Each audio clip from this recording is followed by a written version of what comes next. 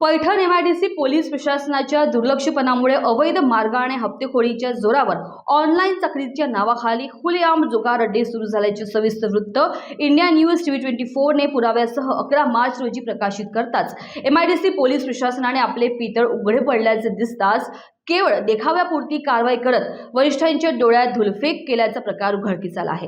छापे मारण्यात आलेल्या ठिकाणी 2 तासात परत जुगार अड्डे सुरू झाल्यानं वरिष्ठ अधिकाऱ्यांच्या धाक दरार संपला की काय, न्याय हक्क मागायचा कुणाकडे असा संतप्त सवाल जनतेमधून उपस्थित केला जातोय। या जुगारापायी परिसरातील गोरगरीब कष्टकरी कामगार ऊसतोड मजुरांसह शेतकरी शाळकरी मुले यांच्या मोहात पडल्यानं कर्जबाजारी होऊन देशोधडीला लागले आहे। याकडे पोलीस महानिरीक्षक वीरेंद्र मिश्रा, पोलीस अधीक्षक राठोड, अपर पोलीस अधीक्षक अन्नपूर्णा सिंग, उपविभागीय पोलीस अधिकारी सिद्धेश्वर भोरे यांनी तात्काळ दखल घेऊन विशेष पथकामार्फत धडाकेबाज कारवाई करण्याची मागणी कामगार सर्वधर्मीय जनतेमधून केली जात आहे।